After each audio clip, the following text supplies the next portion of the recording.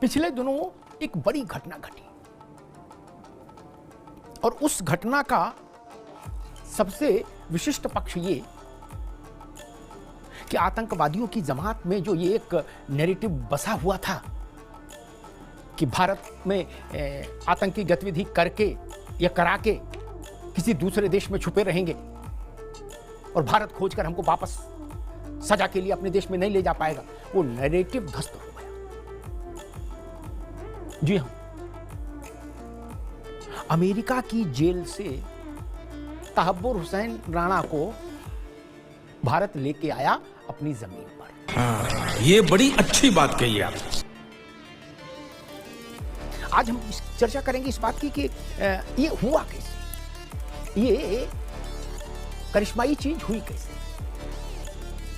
राणा पाकिस्तानी मूल का व्यक्ति है, आतंकी। फिर कनाडा की सिटीजनशिप भी उसने ले ली, नागरिकता। और राणा को भारत ले आना कितनी बड़ी घटना है, भारत की कितनी बड़ी विजय है, उसकी शक्ति और सामर्थ्य का कैसा उद्घोष है, इसका इस बात से अंदाजा लग जा रहा है कि इधर राणा की गर्दन पकड़कर दबोचकर उसको, वाह क्या सीन है, वाह क्या सीन है, दिल्ली एयरपोर्ट पर उतारा गया।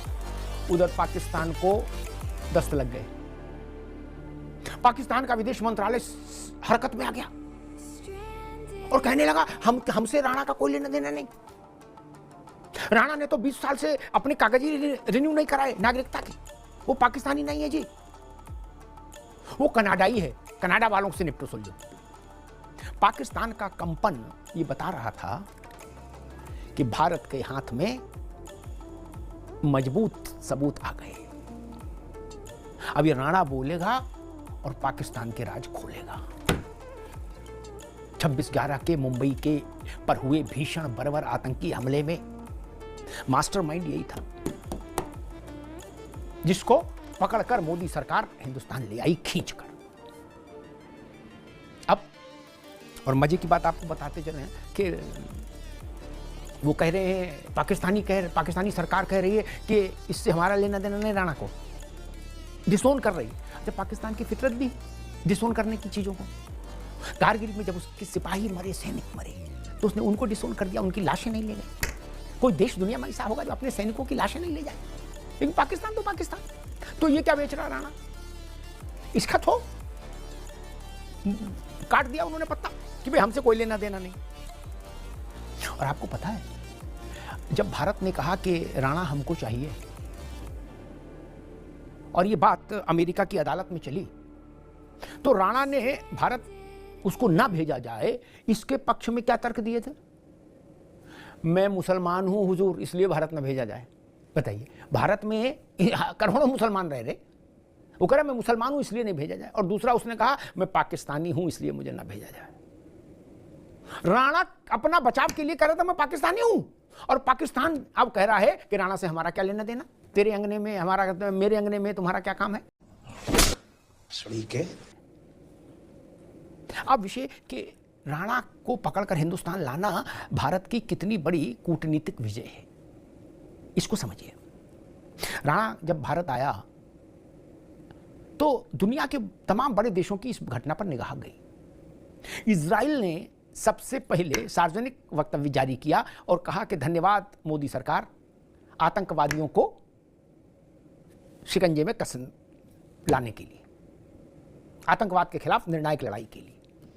और आपको स्मरण होगा शायद, और नहीं हो तो स्मरण रखना होगा कि अभी जब नरेंद्र मोदी गए थे ना अमेरिका, और जब उनकी डोनाल्ड ट्रंप से मुलाकात हुई राष्ट्रपति से, तो प्रधानमंत्री ने इस तहब्बुर हुसैन राणा का नाम का उल्लेख किया था और कहा था इसको भारत के हवाले करो,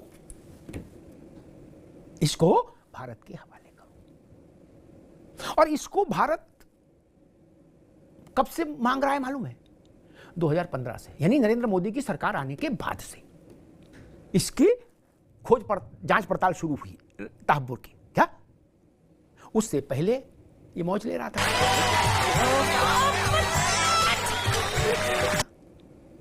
अमेरिका की जेल में ये तो मोदी की सरकार थी जो इसके पीछे बिल्कुल कमर कस के पड़ गई, तमाम सबूत उपलब्ध कराए।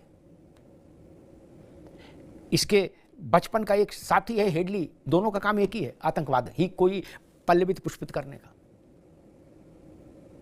उसने इसका काम लगा दिया राणा का।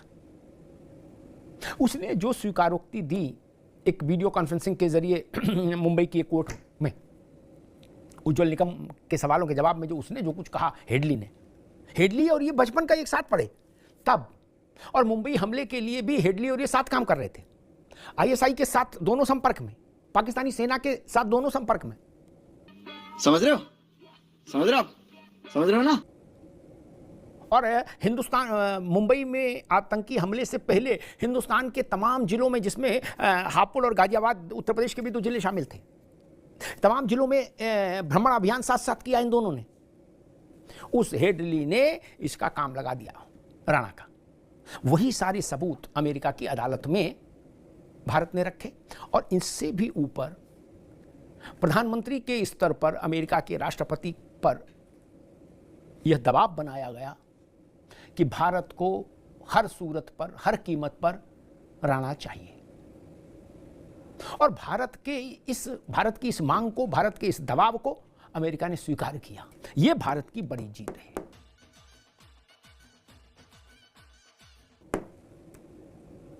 अन्यथा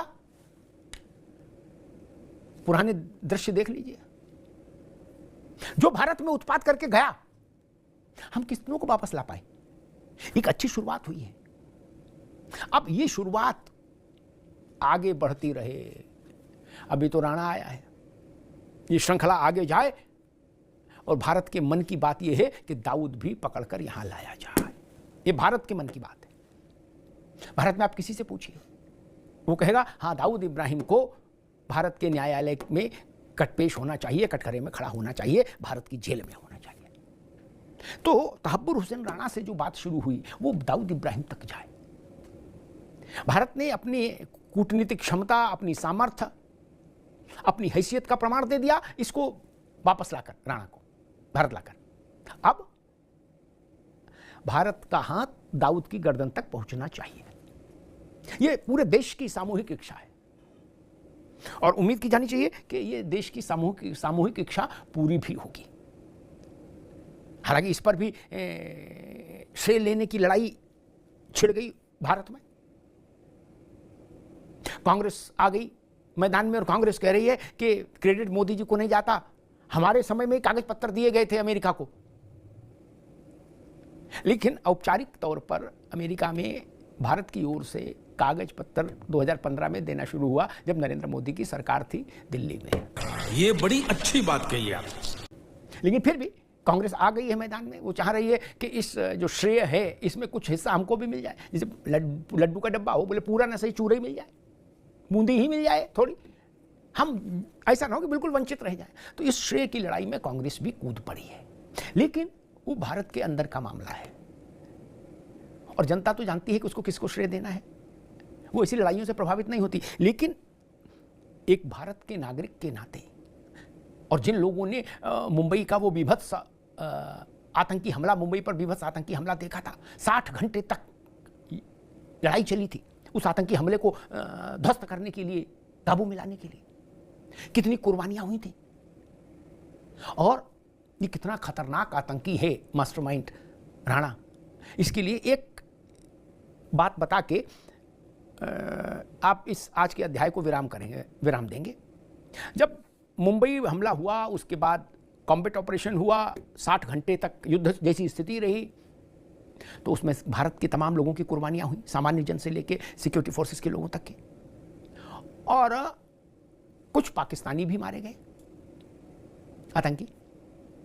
तो ये इस राणा ने कहा था कि जो पाकिस्तानी आतंकवादी मुंबई में मारे गए, इनको पाकिस्तान को सर्वोच्च सम्मान से अलंकृत करना चाहिए। मृत्यु के बाद हाईएस्ट ऑनर जो है वो इनको दिया जाना चाहिए। ये इस मानसिकता का आतंकी है कि अपने देश से मांग कर रहा था कि आतंकियों को, मरे हुए आतंकियों को पाकिस्तान का सर्वोच्च सम्मान दो, निशाने पाक दे दो। इस मानसिकता का है। तो ऐसे दुष्ट को गर्दन से पकड़कर भारत लेके आया है। अब यहां इनका इलाज होगा, इनकी व्यवस्था होगी, और सबसे बड़ी बात, राणा बोलेगा, जैसे जैसे राणा बोलेगा और जितना जितना राणा बोलेगा उतना ही उतना पाकिस्तान का कंपन तेज होता जाएगा। पाकिस्तान बेनकाब होने से बच नहीं सकता, बस कुछ समय की बात है। राणा बोलेगा और बोलेगा तो दुनिया के सामने पाकिस्तान एक बार फिर नंगा हो जाएगा। और सबसे बड़ी बात ये, जिस पर पूरे देश को गर्व होगा और है भी, कि कम से कम वो धारणा टूट गई जो मैंने आरंभ में कहा कि भारत में अपराध करके आप बचकर भाग सकते हैं, किसी भी देश में रह सकते हैं। अब वो संभव नहीं। राणा के प्रसंग ने बता दिया कि जिसे शायद एक बार प्रधानमंत्री ने, गृहमंत्री ने कहा भी था कि भारत के प्रति अपराध करने वाले को हम पाताल से भी पकड़कर खींच लाएंगे। वो बात मंच से कही थी, लेकिन बात आज सच हो रही है। भारत के प्रति अपराध करने वाला दुनिया में कहीं भी हो, भारत उसको खोज लाएगा, पकड़ लाएगा। ये बात सिद्ध हुई है राणा के प्रत्यर्पण से। धन्यवाद दोस्तों, नमस्कार। वीडियो पसंद आया हो तो लाइक और शेयर करें। ऐसी न्यूज़ देखने के लिए हमारे YouTube चैनल को सब्सक्राइब जरूर करें। धन्यवाद।